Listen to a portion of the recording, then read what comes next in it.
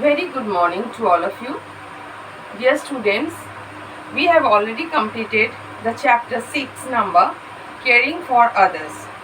In two videos separately I have sent the study materials and the gist of the chapter. Today we will learn what type of questions may be framed from this chapter. There are various important aspects of this chapter which you have to know separately. So those important topics we are going to discuss today. They are, let me first tell you the points. They are Braille script. Second one, dignity of labor. Third one, taking care of sick persons. To take care of old people. Next, old age home.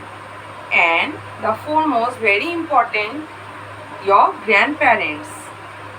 So, we are going to discuss about these topics today because questions will be framed from these portions. They are very important. Now, let us come to Braille script. Questions may be asked like that: what is a Braille script? Who invented Braille script?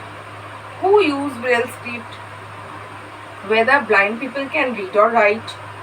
So the answer will be yes, because now Braille script has been invented by Louis Braille, who has developed the script for the blind people, those who cannot see. They also feel to study, they also feel to write, so they take the help of Braille script and they use it, and they are also parallel to each other. They also study, they also discuss things, they also can write their emotions and of their own. Next is dignity of labor. We should respect all the jobs equally. We should have the feelings of equalness among all the jobs, whether it is a minor job or a major job, whether it is a physical job or mental job, but every job should be respected equally. The person who is doing that job, we should also respect that person, because no job is superior or inferior to us. You have to remember that our father of the nation, Mahatma Gandhi, he always used to say that all jobs are equal, and he used to show his dignity towards every person who is doing the various types of job, whether a cobbler, cleaner, sweeper, an engineer, doctor, laborer, farmer. So both have their own space in the society, because all are serving their duties properly, then only all the things are going well. So we should pay respect to the jobs. We should not always say this is not good, that job is very good. So you should have that sense of respect in your mind. Next is taking care of sick persons.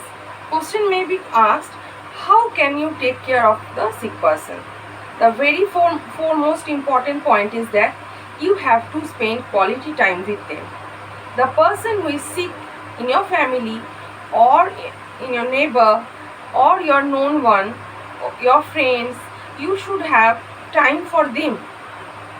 Spend some time with them, so that they should feel, yes, somebody is there to feel about me. Next, giving the time, giving the medicine in time, in due time. You should maintain a record and you should follow timely. You should visit the doctor, and you should show the sick person to the doctor. If he can go, take him to the doctor, or if he cannot, call the doctor at home.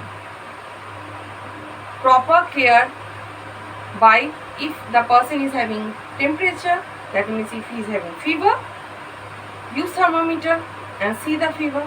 If there is fever, then give medicine, consult with the doctor. Always be with the doctor and the advice what he is giving, follow that one. Next, old age home. What is an old age home? I will supply all these questions, but why I am informing, because these are the important points of this chapter. From the various chapters, again I will supply you after completing my syllabus. This chapter I have already done. So the rest chapters, what are the important points from where the questions may come, those I will inform you. Next is old age home. The old people who live in a house together of different families are known as old age home. Away from their own family is known as old age home. They are living for various reasons. There are various reasons why old people live in an old age home. That is separate issue. But what is an old age home? The home where old people live. Many old people live together. That means not from one family. From different families they are living together in a home. And grandparents. We are lucky enough who we are having as grandparents. Many of us are having grandparents at home, and some of you may not have. So those who are having, please have time, please spend quality times with them, because you can learn many things from them. You can know the difference between the old age and now the present age, how they have spent their life and now how you are spending your life. And you can learn many more mythological things also from them, and spend with them, because they are old, they cannot move from here and there. If you are spending some time with them, they will feel good and they will feel happy that yes, somebody is there who is taking care of us. Okay, thank you children.